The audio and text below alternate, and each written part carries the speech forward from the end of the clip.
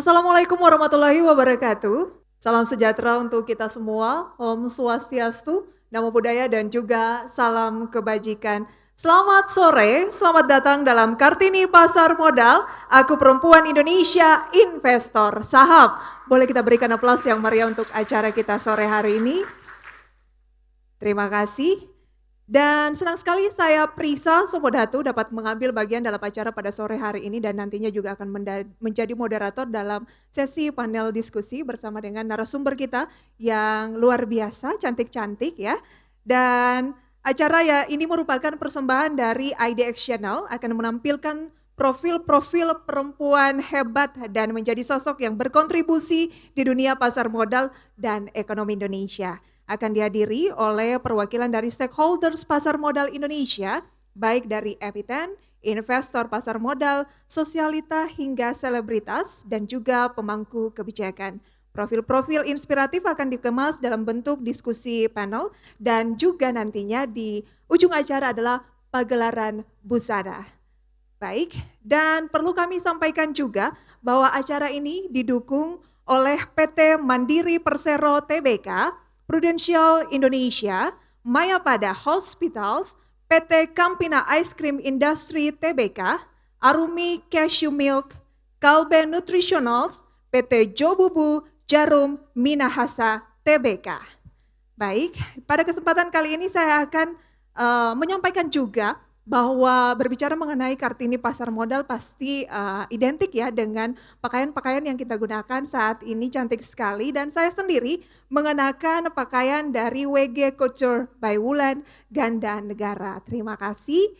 Dan mengingat besarnya manfaat berinvestasi di pasar modal, tidak ada alasan lagi untuk tidak menjadi investor di pasar modal. Itulah yang menjadi inspirasi kenapa Kartini Pasar Modal pada kesempatan kali ini kita gelar.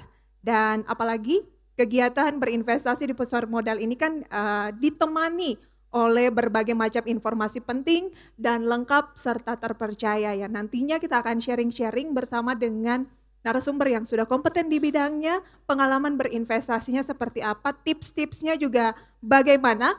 Dan kami informasikan bahwa Anda juga bisa menggali berbagai macam informasi penting dan lengkap serta terpercaya dalam aplikasi IDX Mobile. Nah, di dalamnya ini terdapat fitur virtual trading yang memungkinkan kita untuk melakukan simulasi transaksi perdagangan saham secara real time tanpa risiko finansial. Nah, tunggu apa lagi? Boleh mungkin ya download aplikasi IDX Mobile. Pada kesempatan kali ini saya akan langsung saja masuk ke acara inti kita yang akan dimulai dengan opening speech yang akan disampaikan oleh Ibu Cantik, Ibu Risa Erustam, Direktur Keuangan Sumber Daya Manusia dan Umum PT Bursa Efek Indonesia. Kita sambut Ibu Risa dengan aplaus yang meriah.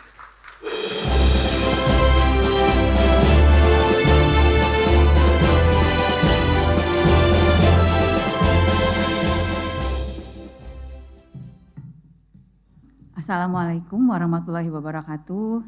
Selamat siang, salam sejahtera untuk kita semua. Om Swastiastu, Namo Buddhaya, dan salam kebajikan.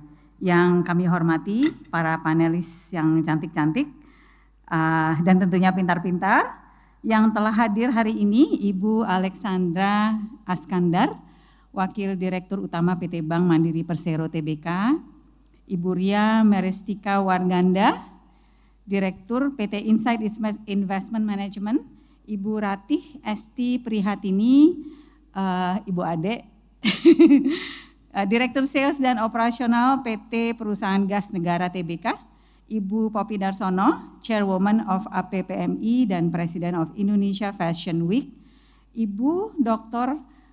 Farah Fitantri SPOG, Dokter Spesialis Obstetrik dan Gynecology, Ibu Karin Zulkarnain, Chief Customer and Marketing Officer PT Prudential Life Assurance, Ibu Diah Permatasari, Womanpreneur, serta Bapak Ibu tamu undangan dan hadirin lainnya yang berbahagia.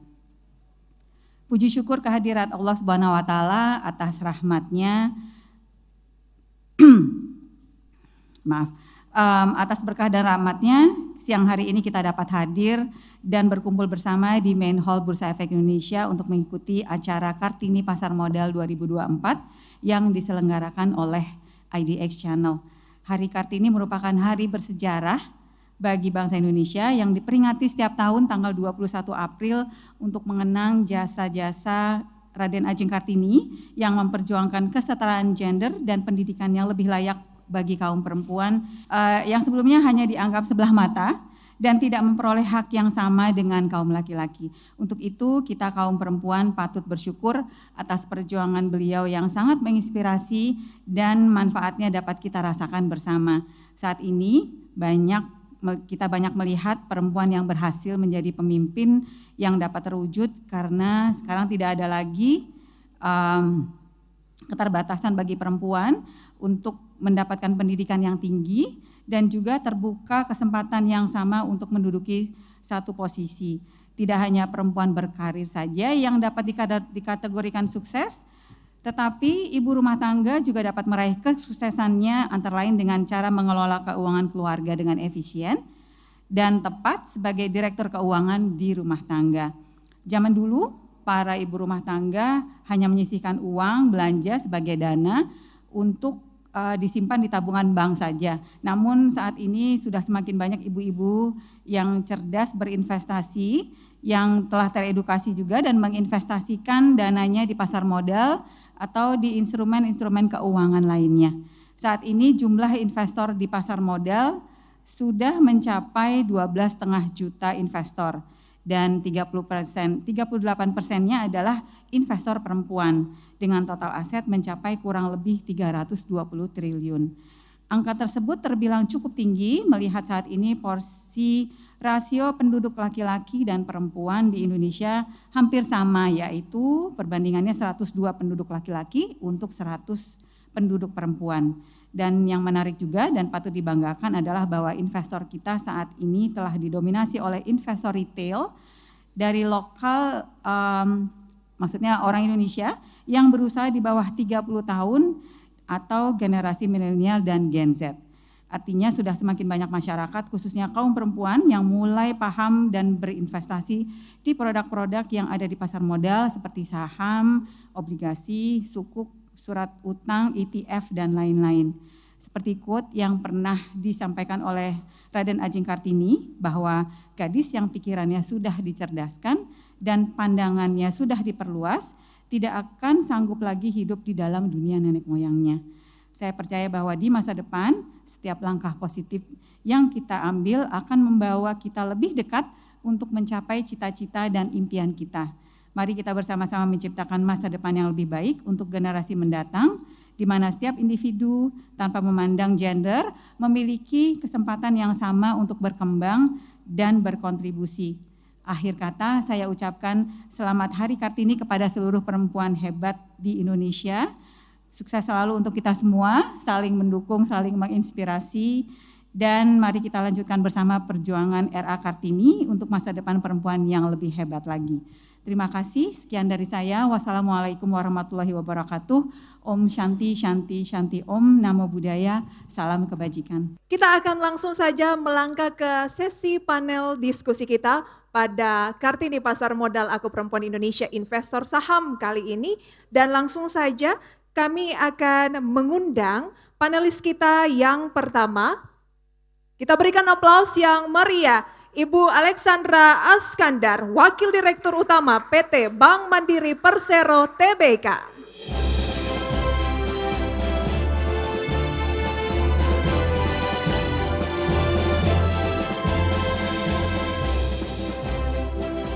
Berikutnya, Ibu Karin Sulkarnaen, Chief Customer and Marketing Officer Prudential.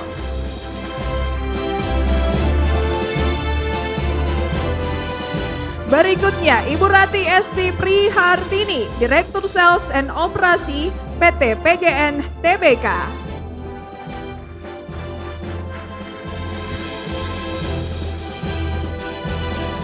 Dan Ibu Ria Maristika Warganda, Direktur Insight Investment Management.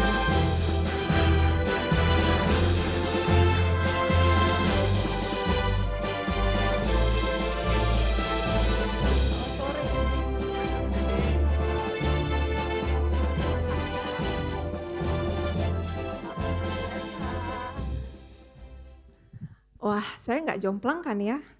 Cantik-cantik semua, cerdas-cerdas semua. Selamat sore, sehat ya?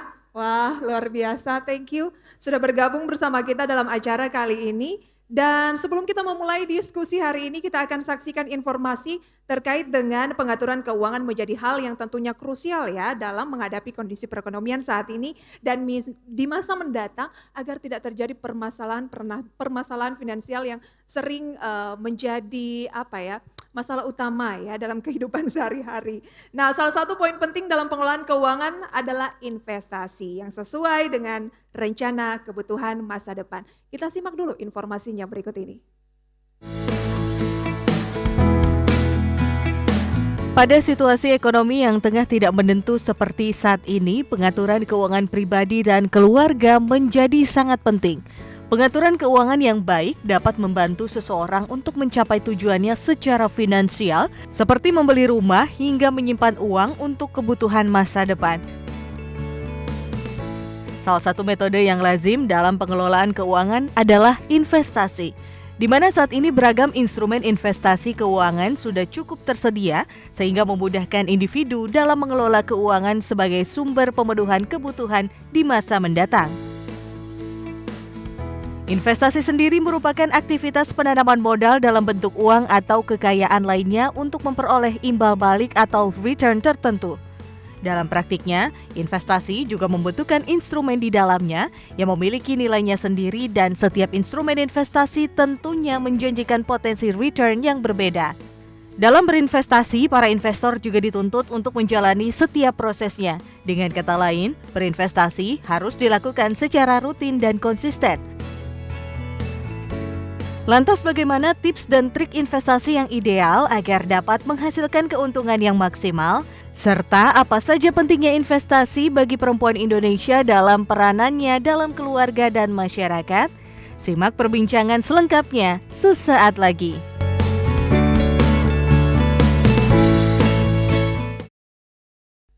Itu dia, udah cerdas, melek investasi. Selanjutnya adalah jangan cuma melek aja, tapi harus tahu tips and triknya. Makanya kita mau ngobrol dengan keempat panelis kita kali ini ya. Dan saya akan mulai terlebih dahulu dengan Ibu Sandra mungkin. Ibu, seberapa penting sih, kita udah tahu pasti bahwa pengelolaan keuangan itu untuk wanita sangat penting, tetapi menurut Ibu seberapa penting sih dan pentingnya berinvestasi bagi seorang wanita? Oke, terima kasih, pertanyaannya menarik sekali gitu ya. Jadi kalau kita bicara buat seorang perempuan, gitu, seberapa pentingnya pengelolaan keuangan ataupun khususnya investasi? Saya akan jawab itu sangat penting. Mengapa? Apakah kita perempuan, apakah laki-laki? Tapi dalam konteks ini kita bicara mengenai perempuan gitu ya. Kita kan ingin hidup tuh sejahtera, nyaman dan aman, dan kita itu nggak hanya berpikir hidup itu untuk jangka pendek. Pokoknya saya mau mikir hari ini aja gitu ya. Besok, lusa, kumaha. Gimana tuh kalau orang Sunda bilangnya? Kumalangke gitu ya.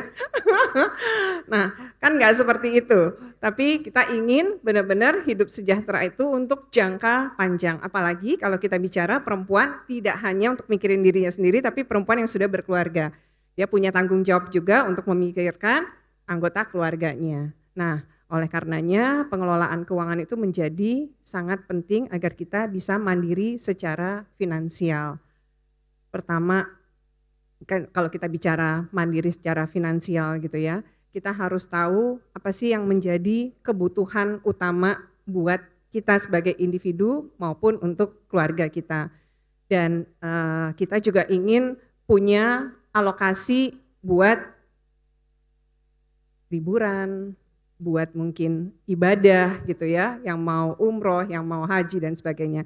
Disinilah pentingnya kita tidak hanya memikirkan bagaimana kita mengalokasikan dana tersebut, tapi untuk tadi ya bisa mengalokasikan sebagian dalam bentuk tabungan atau investasi jangka panjang. Mungkin nanti cerita berikutnya kita lanjutkan ya, nanti kalau enggak waktunya habis buat saya semua. Terima kasih. Tetapi memang itu sangat penting ya Ibu Sandra ya, karena kalau kita tidak bikin pos-posnya runyam nanti kalau mikirin besok aja gitu, malah defisit ya.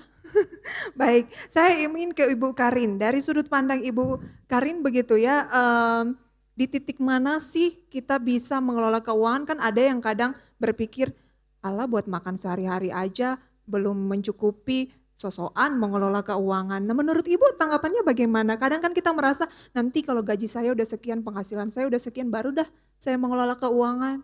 Ini poin yang menarik, saya lanjutkan dari apa yang tadi disampaikan Bu Sandra, karena sebetulnya bukan berapa income kita yang menentukan, tapi bagaimana kita bisa mengelolanya. Jadi bagaimana kita bisa berinvestasi, itu bukan dari apa yang kita tahu, seberapa jago kita ya berinvestasi, tapi lebih kedisiplinan diri. Bagaimana kita kelola uang yang kita miliki. Tadi kan Bu Sandra sempat sebutkan, saya lanjutkan ya, ada pos-posnya gitu ya. Begitu dapat income gitu ya, income dari kita yang bekerja ataupun dual income kalau suami dan istri bekerja, pos-posnya itu seperti apa? Mana yang untuk tabungan jangka pendek, mana yang mau dibelanjakan, kebutuhan sehari-hari maupun untuk jangka panjang, dan satu komponen di situ yang penting itu backup plan. Nah dari asuransi ini biasanya, karena kita punya banyak cita-cita, punya banyak impian untuk keluarga kita, mungkin contohnya punya cita-cita, oh anak saya nanti ingin saya kuliahkan, barangkali ingin kuliah di luar negeri, itu kan bukan uang yang langsung ada, harus kita planning dari jauh-jauh hari ya, malah sejak anaknya lahir kita sudah mulai pikirkan ya, apalagi anaknya 2, 3 itu makin kita harus punya rencana yang matang itu ya. Nah dan juga dari situlah dimana kita perlu plan B-nya. Nah asuransi masuk di sana karena selalu ada hal-hal yang tidak terduga. Pada saat kita sudah menabung, kita berinvestasi, ketika ada anggota keluarga kita yang sakit, tabungan itu kalau kita nggak punya asuransi, biaya pengobatan itu naik dari tahun ke tahun. Sehingga jangan sampai tabungan yang sudah sulit-sulit ya dikumpulkan, hilang ketika salah satu anggota keluarga kita sakit. Disitulah peranan asuransi memproteksi untuk mimpi, supaya mimpi-mimpi keluarga tetap bisa menjadi kenyataan.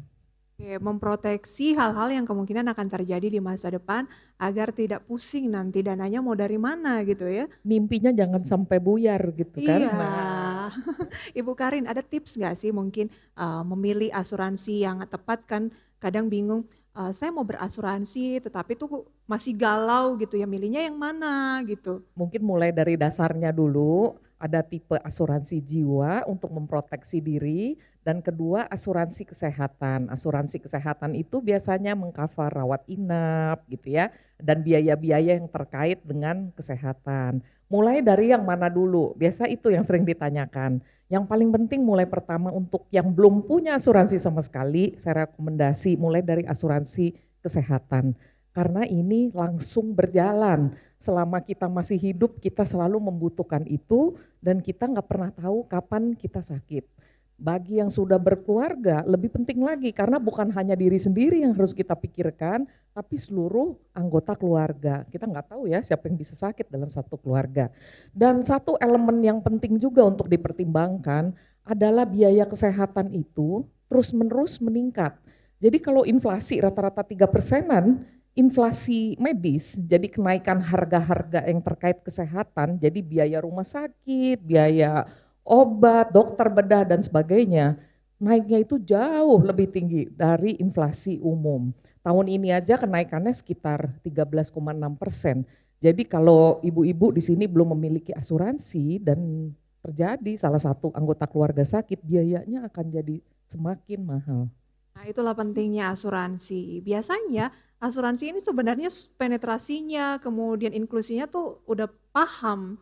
Tapi ya itu tadi yang menjadi ganjalan begitu ya memilih jenis-jenis asuransinya ini. Nah kemudian biasanya kalau sudah paham asuransi melangkah lagi tuh makin jauh ke investasi seputar pasar modal Ibu Ria. Nah Anda melihat Ibu Ria perkembangan soal investor pasar modal dari kalangan wanita kan mungkin kita identiknya biasanya pria begitu ya. Itu sejauh ini sudah semasif apa Ibu? Terima kasih Mbak Prisa. Jadi memang yang menarik investor pasar modal di Indonesia tadi Bu Risa sudah sampaikan ya sekitar 37%. Saya melihat memang angkanya sudah lumayan, tapi kok dari tahun ke tahun nggak naik secara signifikan, masih di level sekitar 30%-an saja. Walaupun memang secara literasi keuangan, inklusi dan keuangan juga sudah meningkat. Nampaknya harus lebih semangat lagi nih kita mengedukasi para kaum perempuan untuk lebih melek investasi. Karena mungkin banyak stigma kayaknya, wah investasi di pasar modal itu sulit gitu ya, atau nggak paham. Tapi sebetulnya kita bisa sekarang makin banyak mencari tahu tentang informasi di pasar modal gitu ya. Banyak talk show seperti ini gitu kan, di-combine dengan Hari Kartini. Jadi terasa investasi itu lebih mudah dipahami. Dan penting sekali tadi saya melanjutkan yang disampaikan Bu Sandra dan Bu Karin, bahwa penting untuk memilih investasi. Tadi sudah disinggung untuk inflasi. Karena untuk mencapai suatu tujuan-tujuan ke rencana keuangan kita di masa mendatang, kita sebagai perempuan harus cerdas, nempatin investasinya kemana. Kalau misalnya tujuan kita untuk jangka panjang, nggak cocok kalau misalnya hanya taruh di tabungan, karena pasti akan kemakan oleh inflasi. Artinya tadi Bu Karin bilang inflasi sekitar 3%, rata-rata dalam 10 tahun inflasi kita sekitar 4,4%. Nah berarti sebagai perempuan yang cerdas, kita harus memilih investasi yang setidaknya harus nyalain inflasi.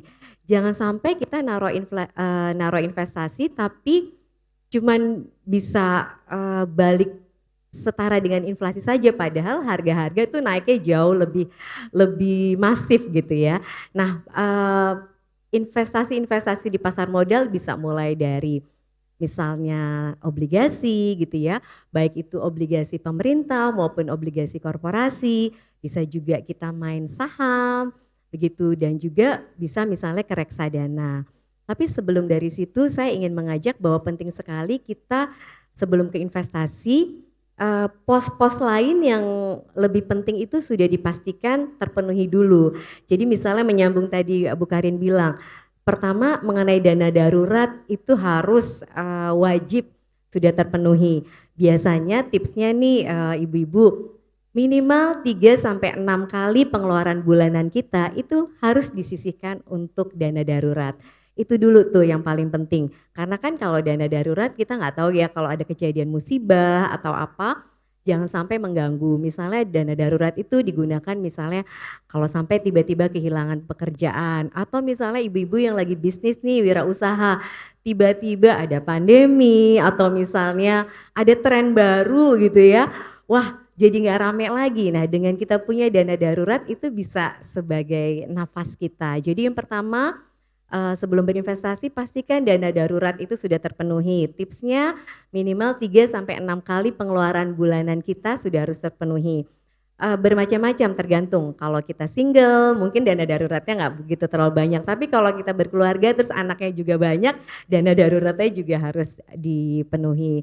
Kemudian selain dana darurat juga misalnya pos-pos lain pengelolaan, misalnya kayak tadi Bu Karin, kalau dari perencanaan keuangan minimal porsi untuk asuransi, Bu, asuransi penting banget.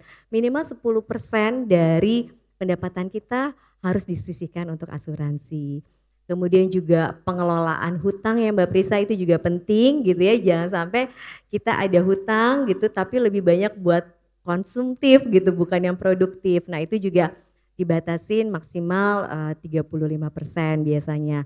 Nah kemudian investasi harusnya minimal 10% dari pendapatan kita itu wajib disiplin untuk diinvestasikan, begitu. Jadi kebutuhan pokok dulu, kemudian dana darurat mungkin ya, lunasin hutang-hutang, kemudian investasi. Pertanyaan berikutnya, boleh nggak sih kita berinvestasi untuk individu itu menggunakan dana hutang?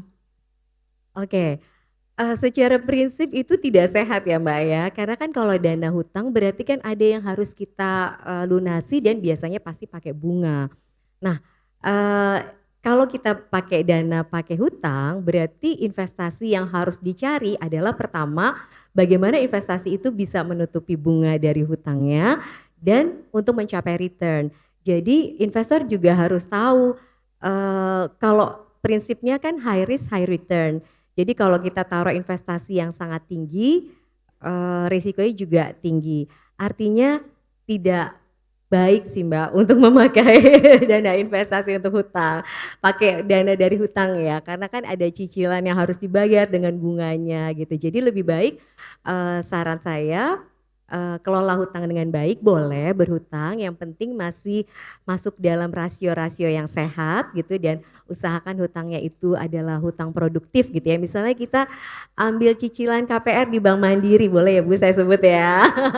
Ambil cicilan KPR di Bank Mandiri, itu kan kalau kita beli rumah, rumah itu sesuatu aset investasi juga ya, properti yang harganya itu akan naik dalam waktu jangka panjang di masa mendatang.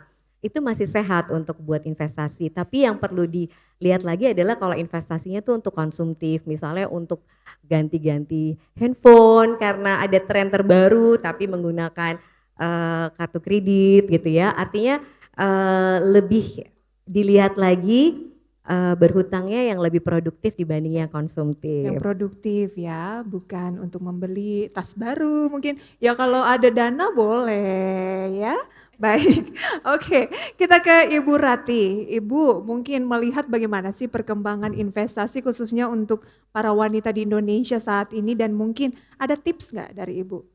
Kalau saya nih, kalau ketika saya punya monthly dapat uang gitu ya, saya tuh diajari di ibu saya, pertama 2,5 minimal harus dikeluarkan, dan dari kecil saya di-educate sama ibu saya bahwa tiap hari kita harus bersedekah gitu. Dan itu kebiasaan dari saya, itu adalah sebagai generiknya gitu. Nah, biasanya tuh yang sekitar 40% itu biasanya untuk kebutuhan hari-hari, untuk makan, pangan dan semua. Dan biasanya ini saya, karena kan gini, kalau kita nih perempuan ada masa pensiun istilahnya. Nah, biasanya tuh sekitar 30%-an tuh saya buat investasi. Karena kan dengan adanya investasi itu saya bagi dua biasanya. Yang dananya yang aman, yang konservatif, saya tuh biasanya beli deposito. Tapi kalau saya setuju dengan Bu Ria, saya bilang kalau untuk yang saya ambil jangka panjang, biasanya saya ambil yang high risk high return. Karena saham itu saya baru nikmatin 5 atau 10 tahun lagi. Nah itu biasanya saya membagi-baginya seperti itu. Karena memang tidak bisa dipungkiri bahwa setiap orang itu ada masa pensiunnya. Nah dengan investasi adalah sebetulnya mempercepat financial freedom, di mana kita tidak boleh tergantung dari penghasilan kita, tapi investasi yang sudah kita tanamkan itu cukup mencukupi kebutuhan rutin dan non rutin kita.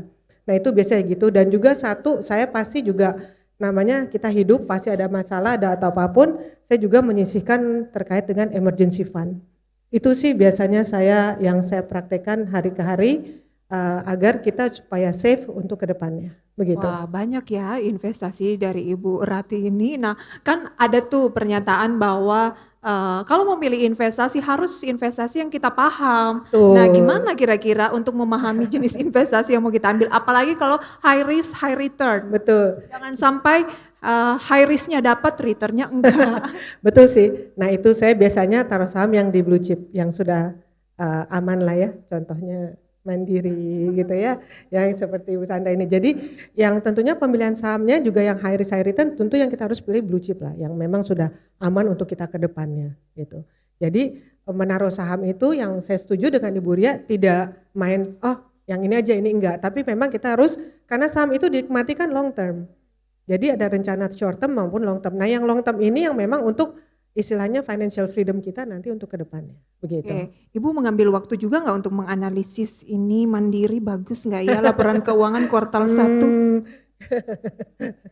Kayaknya ya kebetulan di satu bank kan pasti ada PIC-nya, dan itu biasanya kita saling contact each other cukup erat begitu.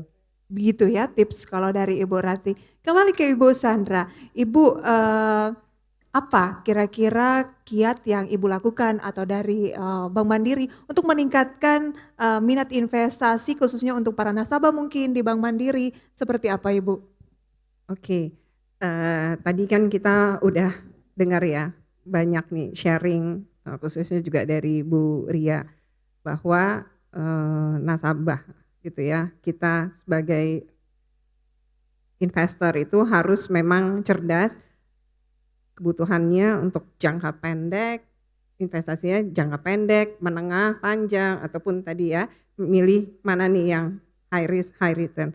Kami dari Bank Mandiri kita berusaha memberikan layanan dan solusi terbaik buat nasabah dengan sekarang kita memiliki super apps Livin. Di Livin ini bukan hanya menyediakan solusi untuk transaksi perbankan, tapi juga bisa untuk layanan investasi. Ada yang namanya Livin Investasi, di mana nasabah itu bisa membeli reksadana, obligasi, maupun juga obligasi pemerintah dan juga reksadana. Nah, kedepannya kita juga akan melengkapinya, gitu ya. Tadi saya bilang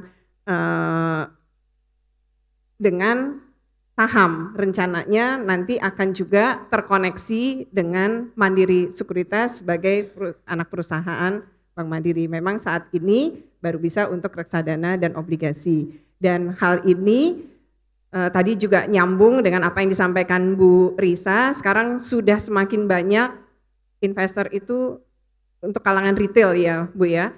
Nah, kalau dengan Livin Investasi ini kita tidak hanya membatasi untuk angka yang besar-besar. Dengan nilai 100.000 pun nasabah sekarang sudah bisa berinvestasi, baik tadi ya reksadana maupun obligasi. Jadi ada aplikasi dari Bank Mandiri yang bisa memudahkan, sudah dikasih sarananya begitu ya, agar lebih praktis karena kan di era saat ini era yang serba canggih maunya yang mudah dan gampang ya.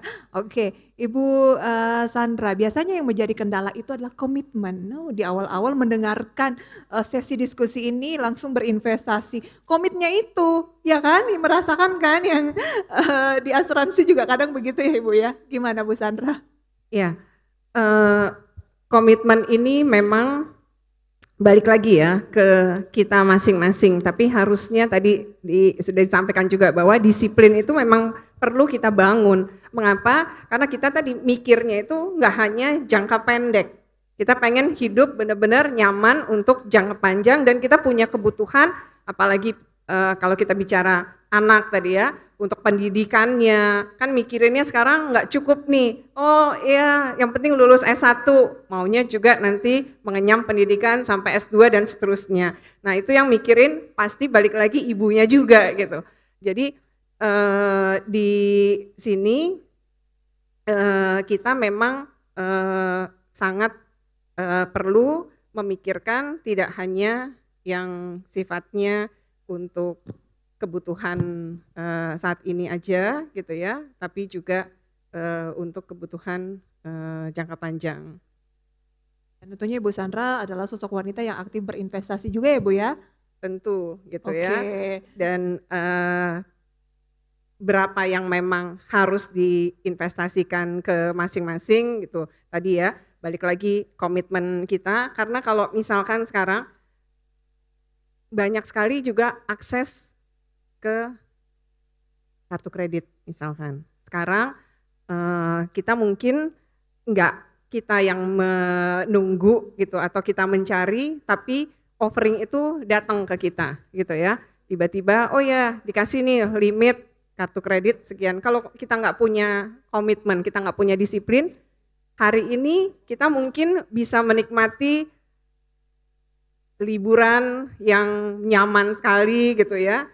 Tinggal di 5-star hotel, kemudian naik bisnis class, udah gitu pulangnya baru mikirin cicilan kartu kredit gitu ya, atau bahkan mungkin menjadi tunggakan kartu kredit yang akhirnya hidup kita nggak nyaman. Jadi balik lagi komitmen dan disiplin itu memang sesuatu yang perlu kita bangun dan perlu juga kita educate, tidak hanya untuk diri kita, untuk anggota keluarga kita dan tentunya masyarakat di sekitar kita. Terima kasih. Jadi kalau nanti ada sales dari Mandiri yang nawarin kartu kredit, kata Ibu Sandra tahan, enggak ya, maksudnya harus kontrol diri ya. Harus dikontrol. Baik Ibu Sandra. Oke, saya sekarang akan beranjak ke Ibu Karin. Ibu Karin, tadi kan harusnya bisa mewaspadai hal-hal yang akan terjadi di masa mendatang. Dana tak terduga, kata Ibu Ria begitu. Pandemi kemarin kan tentunya banyak yang tidak menduga, semuanya tidak menduga akan terjadi hal seperti pandemi. Nah, di Prudensial sendiri Ibu melihat peningkatannya untuk asuransi ini sudah seperti apa sampai tahun 2024 Ibu? Ya, secara industri penetrasi itu masih rendah. Jadi yang menarik tuh seperti ini kira-kira warga Indonesia ya, warga 62. Satu dari tiga warga nih merasa asuransi itu penting. Itu udah bagus, udah mulai ada peningkatan gitu ya. Namun baru 1 dari 100 yang punya. Sadar aja tidak cukup ya. Sadar aja nggak cukup. Harus punya. Sadar itu belum membawa kita kemana-mana gitu ya. Jadi justru ini yang jadi tantangan ya buat industri asuransi. Karena sebetulnya masyarakat udah tahu asuransi itu kenapa penting, untuk apa tuh secara umum udah tahu. Tapi action untuk sampai memiliki, ini kayaknya masih agak berat nih gitu ya. Itu jadi PR buat seluruh industri termasuk kami juga di Prudential. Untuk terus mengedukasi, membuat akses supaya produk asuransi itu mudah didapat melalui tenaga pemasar. Jadi kami terus-menerus menambah jumlah tenaga pemasar karena para tenaga pemasar ini yang biasa menjadi partner untuk berbagai keluarga untuk membuat rencana sebetulnya milih asuransi itu tadi seperti apa, tipsnya seperti apa, itu selalu dengan aktif itu disampaikan oleh para tenaga pemasar kami. Nah tenaga pemasar walaupun jumlahnya terus bertambah ya udah sekitar 100.000 dan itu merepresentasikan sekitar lebih dari 20% tenaga pemasar di Indonesia, tapi memang penambahan jumlah nasabah asuransi baik di Prudential maupun di industri keseluruhan itu masih sangat lambat gitu. Masih sangat lambat. Jadi sekarang target berikutnya itu adalah bagaimana kita bisa membuat produk asuransi itu terlihat lebih murah. Karena masih banyak persepsi masyarakat yang berpikir asuransi itu mahal. Nanti aja deh kalau gaji udah naik baru saya lihat-lihat lagi gitu ya. Padahal itu pandangan yang tidak benar. Justru waktu masih muda, waktu kita masih sehat, itulah momen yang tepat untuk mulai memiliki proteksi untuk seluruh keluarga. Persis karena kita nggak tahu kapan butuhnya. Waktu pandemi itu, wah ini cerita sedikit ya. Waktu pandemi, klaim-klaim yang masuk itu rata-rata sekeluarga. Kan waktu itu juga kita dengar ya bahwa banyak klaster ya. Jadi sekeluarga sakitnya tuh bareng-bareng, masuk rumah sakit itu bareng-bareng. Jadi banyak sekali loh klaim yang sampai ratusan juta, itu enggak terduga karena kan anak-anaknya masih kecil, keluarga muda, umurnya 30-an, siapa yang nyangka sih masuk rumah sakitnya bareng berempat, berlima, sekeluarga, enggak pernah terpikir kan. Nah hal-hal yang seperti itu sih yang memang harus kita terus-menerus antisipasi. Ada tidak Ibu yang didorong ke depan agar memilikinya itu selain tadi ya membuat produk yang terlihat lebih murah, karena banyak yang takut biasanya, ya tentunya bukan di Prudensial tapi di yang lain-lain kan banyak yang takut nanti klaimnya sulit lah, lain sebagainya lah. Iya betul sekali, jadi rata-rata yang belum memiliki asuransi itu sebabnya dua, satu merasa mahal, kedua itu banyak berita miring yang membuat dia jadi aduh nanti asuransi dibayar nggak ya sekalinya mau klaim. Jadi itu memang tantangan di industri. Yang kami lakukan di Prudential adalah mempermudah proses klaim. Gimana caranya? Untuk asuransi kesehatan itu kita berikan berupa kartu. Ada kartu fisik maupun kartu secara digital yang ada di aplikasi di mobile. Nah dengan kartu ini kalau nasabah kami perlu rawat inap di rumah sakit dan rumah sakit ini adalah jaringan kerjasama, priority hospital istilahnya, itu nggak perlu klaim lagi, rumah sakit yang akan klaim ke kami. Jadi nasabahnya tinggal datang aja, kasih lihat kartunya aja, sudah aman di sana. Akan diberikan pelayanan sebaik-baiknya, setelah dokternya bilang udah bisa pulang, bisa langsung pulang, tagihannya dikirimnya ke Prudential. Aman kan, itu memudahkan. Nah cuma informasi seperti ini memang harus terus-menerus kita sampaikan agar seluruh masyarakat tahu bahwa klaim itu nggak sulit. Nah kenapa bisa ada persepsi bahwa klaim itu bisa sulit gitu ya. Mungkin karena banyak yang tidak paham pada saat mengajukan asuransi itu biasa ada pertanyaan kesehatan tuh Bapak Ibu. Nah di pertanyaan kesehatan itu biasa kita tanya karena memang kita mau catat historical pengalaman masing-masing sebelum bergabung. Nah ketika informasi itu tidak diberikan ke kami, contohnya nih pernah terjadi nasabah bilang semua sehat, tapi kenyataannya pada saat di rumah sakit ketahuan nih udah pernah punya masalah sebelumnya, pernah ada riwayat sebelumnya dan ada di medical recordnya, itu yang menyebabkan klaim itu ditolak karena pengisian data yang tidak jujur. Ini bagian dari edukasi juga yang harus sering dilakukan. Jadi bukan dipersulit tapi memang informasi harus diberikan secara jujur. Oke, dan itu juga berlaku di luar negeri, dimanapun begitu ya, memang Sama prosedurnya dimanapun. seperti itu. Ya. Tapi yang harus kita ambil dari situ adalah pentingnya asuransi itu ya untuk menghadapi masa mendatang karena kita tidak akan ya mudah-mudahan kita produktifnya cukup lama tapi nggak mungkin selalu kan. Kemudian ya nggak mungkin umur 80 masih sehat seperti umur saat ini gitu ya. Baik, antisipasi. Kita beranjak ke Ibu Ria. Menarik yang lagi booming pas pandemi itu adalah investasi bodong. Nah, gimana? Biasanya kan kalau perempuan-perempuan mungkin banyak yang masih terkendala dengan pengetahuan yang cukup, mungkin hanya dengar, apalagi banyak misalnya yang berkedok asuransi, berkedok investasi pasar modal juga, berkedok koperasi lain sebagainya sudah banyak sekali saat ini. Ada tips nggak dari Ibu Ria? Ya, penting sekali ya bahwa investor harus cerdas tahu tentang investasi bodong. Pertama, kalau investasi itu mesti dilihat siapa sih yang menawarkannya ya, perusahaan jasa keuangannya harus terdaftar berizin dari OJK. Nah, jadi bisa cek di website OJK. Kemudian juga menurut saya pertama tuh harus legal. Jadi legal, lihat legalitasnya. Perusahaannya seperti apa, apakah terdaftar, kemudian juga kita harus cari tahu gitu ya di website, sering cari informasi-informasi gitu. Jadi memang harus dari investornya sendiri juga ada keinginan untuk terus belajar, mengupgrade, mencari informasi. Satu legal, kedua logis. Ini simpelnya aja ya. Kalau misalnya ibu-ibu ditawarin investasi yang kayaknya terlalu bagus gitu ya, returnnya terlalu tinggi atau dibilang ini investasi tidak akan rugi, ini investasi tidak mungkin turun. Nah, itu harus aware, itu adalah salah satu ciri-ciri investasi bodong. Karena kalau namanya investasi pasti ada resiko, Mbak. Nggak mungkin dibilang investasi itu tidak ada resiko. Dimanapun kita berinvestasi selalu ada resiko. Tinggal kita pelajari resikonya itu terukur atau tidak, sesuai atau tidak sama risk profile kita. Jadi kalau ada yang nawarin, wah ini investasi nggak mungkin rugi, terus returnnya tinggi sekali, nggak masuk logik, nah itu kita harus semakin aware. Jadi yang pertama legal dan logis, itu paling simpelnya gitu ya. Jadi kita harus benar-benar tahu, makanya perempuan juga harus cerdas investasi supaya tidak terjebak di hal-hal investasi bodong. Tapi sekarang juga semakin mudah ya, misalnya kalau ibu-ibu sebagai pemula mau mulai berinvestasi bisa datang ke bank misalnya, tadi seperti disampaikan bahwa kalau misalnya di bank bisa dibantu oleh relationship manajernya untuk mengakses dan di-advise produk investasi mana yang paling cocok untuk diri kita sendiri. Nah itu sudah pasti legal kan produk-produknya.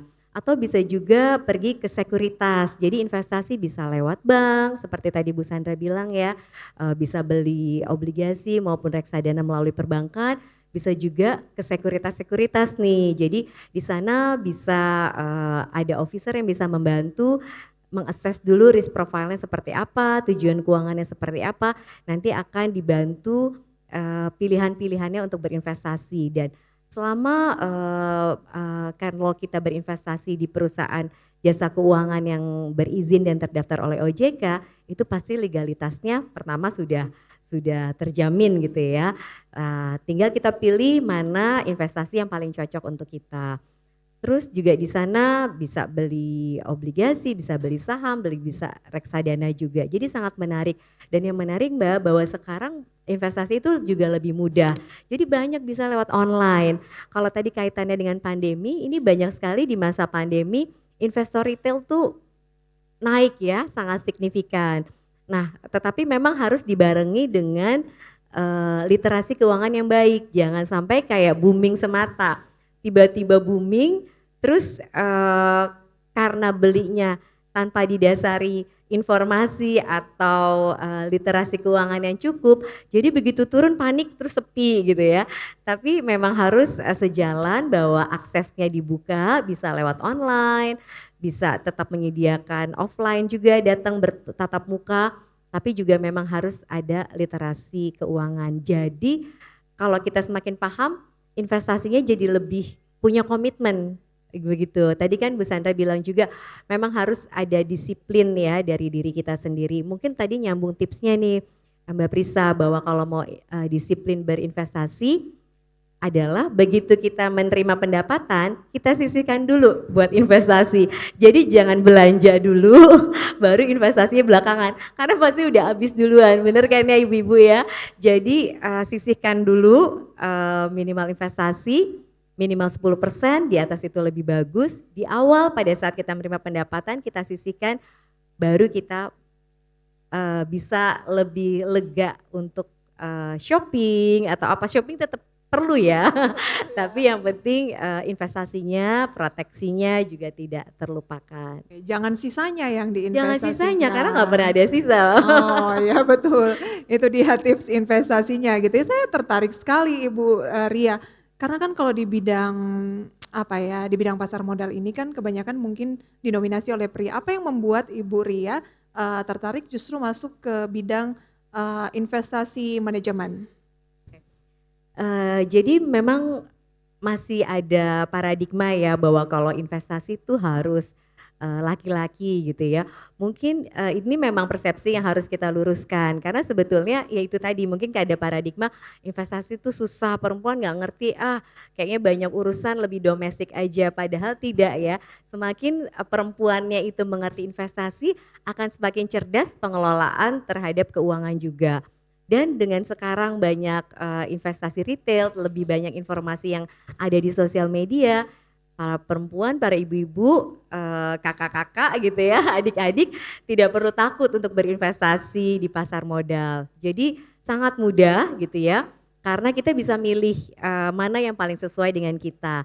Contoh misalnya, kalau misalnya kita belum pede deh investasi di saham gitu ya, kita nggak harus mulai dari saham karena saham itu relatif yang agak tinggi tuh dari sisi resiko dan dari sisi pengetahuan yang harus kita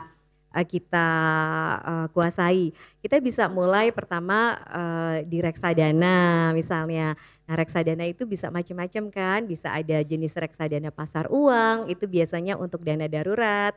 Terus kalau misalnya untuk jangka menengah kita bisa masuk ke reksadana pendapatan tetap, atau kalau mau lebih panjang bisa masuk ke reksadana saham.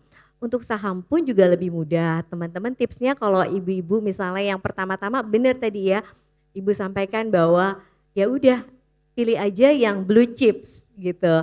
Yang ada misalnya di indeks LQ45 atau ada di indeks misalnya Sri Kehati gitu ya. Jadi kita bisa pilih saham-saham yang memang kualitas kinerjanya bagus tapi juga memiliki tanggung jawab sosial yang baik.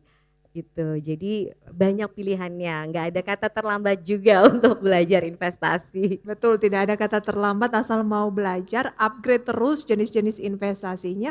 Mungkin hari ini masih investasi di perhiasan emas, besok belajar investasi bisa di reksadana ya, Betul. kemudian juga saham. Kalau udah tahu rasanya sahamnya cuan, nantinya jadi makin komit gitu ya. Oke, saya akan berbincang kembali bersama dengan narasumber kita berikutnya, Ibu Rati. Ibu, selain kita berinvestasi kan menguntungkan diri kita sendiri, tapi kalau kita berinvestasi di pasar modal, ujungnya itu adalah membantu perekonomian Indonesia juga. Kita berkontribusi termasuk untuk perusahaan, dalam hal ini adalah PGN misalnya. Korelasinya seperti apa sih Ibu antara peningkatan investasi di pasar modal ke kinerja perusahaan? Nah, mungkin ibu-ibu yang belum kenal, PGN adalah PGN adalah perusahaan gas negara. Sekarang merupakan anak perusahaan dari subholding dari Pertamina. Nah, kita dibilangnya subholding gas. Tugas utama dari PGN adalah mendeliver gas ke industri, ke PLN, juga pupuk, dan bahkan mendistribusikan gas ke rumah-rumah. Mungkin di ibu-ibu sekalian ada yang namanya jaringan gas. Jadi memasak nanti kalau jaringan gas itu gas akan terus mengalir gitu ya. Nah, PGN itu masuk ke Bursa Efek Jakarta tuh tahun 2003.